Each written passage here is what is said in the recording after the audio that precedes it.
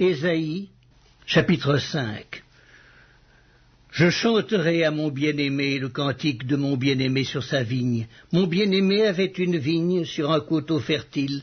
Il en remua le sol, ôta les pierres, et y mit un plan délicieux. Il bâtit une tour au milieu d'elle, et y creusa aussi une cuve. Puis il espéra qu'elle produirait de bons raisins, mais elle en produit de mauvais. Maintenant donc, habitants de Jérusalem et hommes de Juda, soyez juges entre moi et ma vigne. Qu'y avait-il encore à faire à ma vigne que je n'ai pas fait pour elle? Pourquoi, quand j'ai espéré qu'elle produirait de bons raisins, en a-t-elle produit de mauvais? Je vous dirai maintenant ce que je vais faire à ma vigne. J'en arracherai la haie pour qu'elle soit broutée. J'en abattrai la clôture pour qu'elle soit foulée aux pieds. Je la réduirai en ruine. Elle ne sera plus taillée ni cultivée. Les ronces et les épines y croîtront, et je donnerai mes ordres aux nuées, afin qu'elles ne laissent plus tomber la pluie sur elle. La vigne de l'Éternel des armées, c'est la maison d'Israël, et les hommes de Juda, c'est le plan qu'il chérissait. Il avait espéré de la droiture, et voici du sang versé, de la justice, et voici des cris de détresse. Malheur à ceux qui ajoutent maison à maison, et qui joignent champ à champ, jusqu'à ce qu'il n'y ait plus d'espace, et qu'ils habitent seuls au milieu du pays. Voici ce que m'a révélé l'Éternel des armées.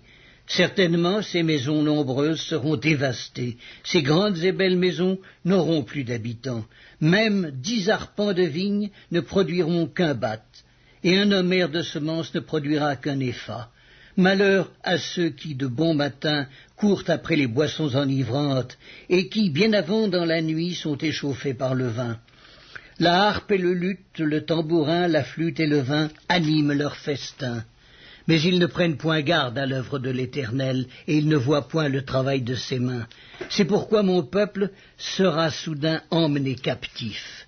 Sa noblesse mourra de faim, et sa multitude sera desséchée par la soif.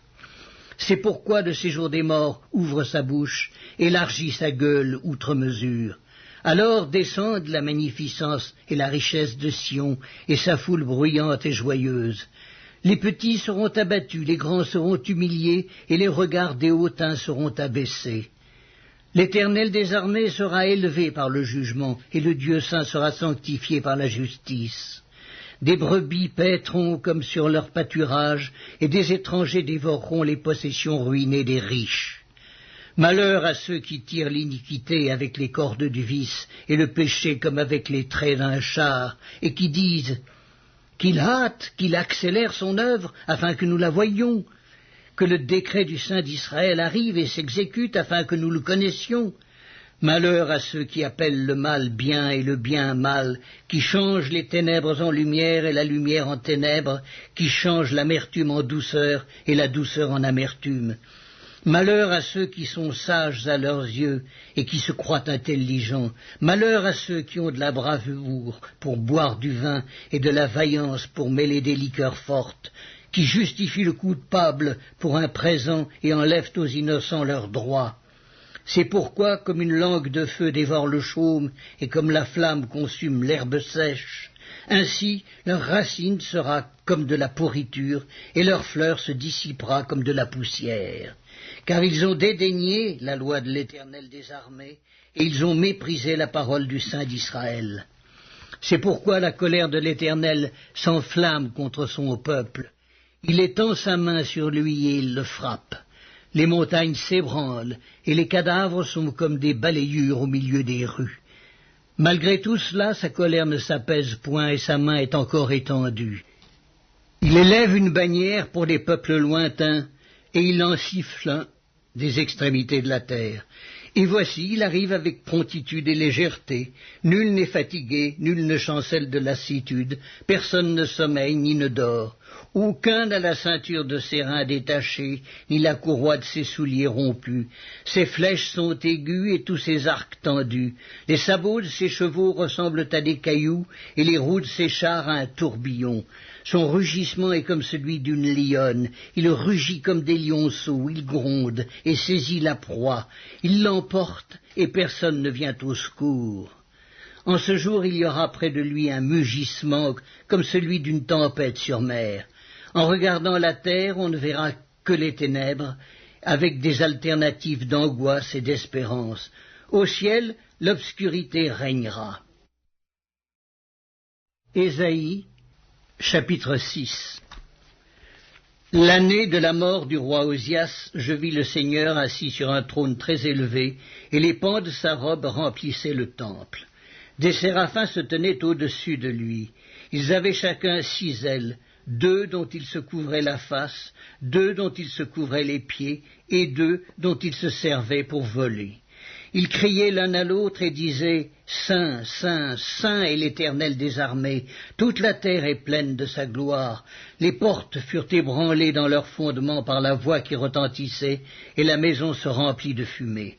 Alors je dis « Malheur à moi, je suis perdu, car je suis un homme dont les lèvres sont impures. J'habite au milieu d'un peuple dont les lèvres sont impures, et mes yeux ont vu le roi, l'Éternel des armées. » Mais l'un des séraphins vola vers moi, tenant à la main une pierre ardente qu'il avait prise sur l'autel avec des pincettes. Il en toucha ma bouche et dit « Ceci a touché tes lèvres, ton iniquité est enlevée, et ton péché est expié. » J'entendis la voix du Seigneur disant « Qui enverrai-je et qui marchera pour nous ?» Je répondis « Me voici, envoie-moi. » Il dit alors « Va, et dis à ce peuple, vous entendrez et vous ne comprendrez point, vous verrez et vous ne saisirez point. Rends insensible le cœur de ce peuple, endurcis ses oreilles et bouche-lui les yeux, pour qu'il ne voie point de ses yeux, n'entende point de ses oreilles, ne comprenne point de son cœur, ne se convertisse point et ne soit point guéri. Je dis, jusque à quand, Seigneur? Et il répondit, jusqu'à ce que les villes soient dévastées et privées d'habitants, jusqu'à ce qu'il n'y ait personne dans les maisons et que le pays soit ravagé par la solitude, jusqu'à ce que l'Éternel ait éloigné les hommes et que le pays devienne un immense désert, et s'il y reste encore 1/10 des habitants, ils seront à leur tour anéantis. Mais comme le térébinthe et le chêne conservent leur tronc quand ils sont abattus, une sainte postérité renaîtra de ce peuple. Ésaïe, chapitre 7. Il arriva, du temps d'Akaz, fils de Jotham, fils d'Ozias, roi de Juda, que Rétzin, roi de Syrie, monta avec Pékak, fils de Rémalia, roi d'Israël, contre Jérusalem pour l'assiéger, mais il ne put l'assiéger. On vint dire à la maison de David, les Syriens sont campés en Éphraïm, et le cœur d'Akaz et le cœur de son peuple furent agités, comme les arbres de la forêt sont agités par le vent. Alors l'Éternel dit à Ésaïe, va à la rencontre d'Akaz, toi et Shear-Yashub, ton fils, vers l'extrémité de l'aqueduc de l'étang supérieur, sur la route du champ du Foulon. Et dis-lui, sois tranquille, ne crains rien, et que ton cœur ne s'alarme pas devant ces 2 bouts de tison fumant, devant la colère de Rétzin et de la Syrie et du fils de Rémalia, de ce que la Syrie médite du mal contre toi, de ce qu'Éphraïm et le fils de Rémalia disent, montons contre Juda, assiégeons la ville et battons-la en brèche, et proclamons-y pour roi le fils de Tabéel. Ainsi parle le Seigneur, l'Éternel. Cela n'arrivera pas, cela n'aura pas lieu, car Damas est la tête de la Syrie, et Rétzin est la tête de Damas. Encore 65 ans, Éphraïm ne sera plus un peuple. La Samarie est la tête d'Éphraïm, et le fils de Rémalia est la tête de la Samarie. Si vous ne croyez pas, vous ne subsisterez pas. L'Éternel parla de nouveau à Akaz et lui dit, demande en ta faveur un signe à l'Éternel ton Dieu. Demande-le, soit dans les lieux bas, soit dans les lieux élevés. Akaz répondit, je ne demanderai rien, je ne tenterai pas l'Éternel. Ésaïe dit alors, écoutez donc, maison de David, est-ce trop peu pour vous de lasser la patience des hommes que vous lassiez encore celle de mon Dieu? C'est pourquoi le Seigneur lui-même vous donnera un signe. Voici, la jeune fille deviendra enceinte, elle enfantera un fils, et elle lui donnera le nom d'Emmanuel. Il mangera de la crème et du miel, jusqu'à ce qu'il sache rejeter le mal et choisir le bien. Mais avant que l'enfant sache rejeter le mal et choisir le bien, le pays dont tu crains les deux rois sera abandonné. L'Éternel fera venir sur toi, sur ton peuple et sur la maison de ton père des jours tels qu'il n'y en a point eu depuis le jour où Éphraïm s'est séparé de Juda, le roi d'Assyrie. En ce jour-là, l'Éternel sifflera les mouches qui sont à l'extrémité des canaux de l'Égypte et les abeilles qui sont au pays d'Assyrie. Elles viendront et se poseront toutes dans les vallons désolés et dans les fentes des rochers, sur tous les buissons et sur tous les pâturages. En ce jour-là, le Seigneur rasera avec un rasoir pris à louage, au-delà du fleuve, avec le roi d'Assyrie, la tête et le poil des pieds. Il enlèvera aussi la barbe. En ce jour-là, chacun entretiendra une jeune vache et 2 brebis.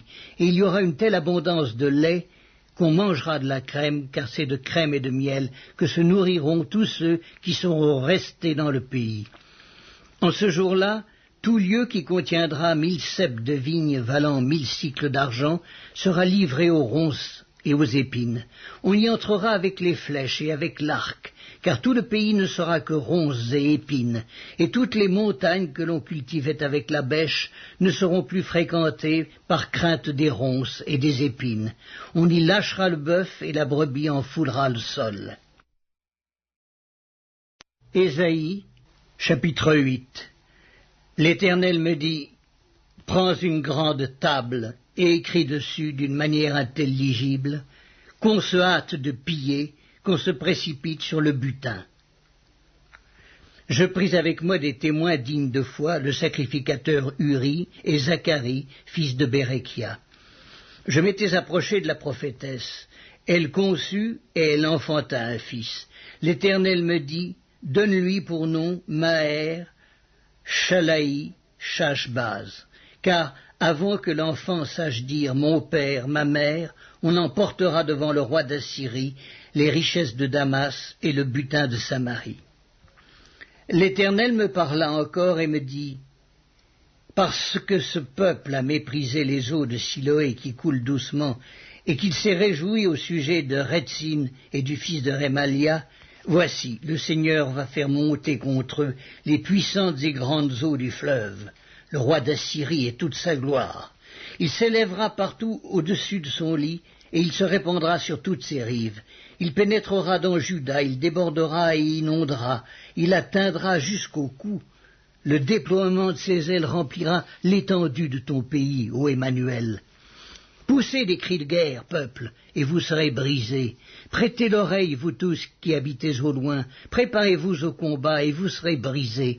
Préparez-vous au combat, et vous serez brisés. Formez des projets, et ils seront anéantis. Donnez des ordres, et ils seront sans effet, car Dieu est avec nous. Ainsi m'a parlé l'Éternel quand sa main me saisit, et qu'il m'avertit de ne pas marcher dans la voie de ce peuple. N'appelez pas conjuration tout ce que ce peuple appelle conjuration. Ne craignez pas ce qu'il craint et ne soyez pas effrayés. C'est l'Éternel des armées que vous devez sanctifier, c'est lui que vous devez craindre et redouter, et il sera un sanctuaire, mais aussi une pierre d'achoppement, un rocher de scandale pour les 2 maisons d'Israël, un filet et un piège pour les habitants de Jérusalem. Plusieurs trébucheront, ils tomberont et se briseront, ils seront enlacés et pris. Enveloppe cet oracle, scelle cette révélation parmi mes disciples. J'espère en l'Éternel qui cache sa face à la maison de Jacob. Je place en lui ma confiance. Voici, moi et les enfants que l'Éternel m'a donnés, nous sommes des signes et des présages en Israël, de la part de l'Éternel des armées, qui habite sur la montagne de Sion. Si l'on vous dit, consultez ceux qui évoquent les morts et ceux qui prédisent l'avenir, qui poussent des sifflements et des soupirs, répondez, un peuple ne consultera-t-il pas son Dieu? S'adressera-t-il aux morts en faveur des vivants? À la loi et au témoignage, si l'on ne parle pas ainsi, il n'y aura point d'aurore pour le peuple. Il sera errant dans le pays, accablé et affamé, et quand il aura faim, il s'irritera, maudira son roi et son Dieu, et tournera les yeux en haut. Puis il regardera vers la terre, et voici, il n'y aura que détresse, obscurité et de sombres angoisses. il sera repoussé dans d'épaisses ténèbres. Mais les ténèbres ne régneront pas toujours sur la terre, où il y a maintenant des angoisses. Si les temps passés ont couvert d'opprobre le pays de Zabulon et le pays de Nephtali, les temps à venir couvriront de gloire la contrée, voisine de la mer, au-delà du Jourdain, le territoire des gentils.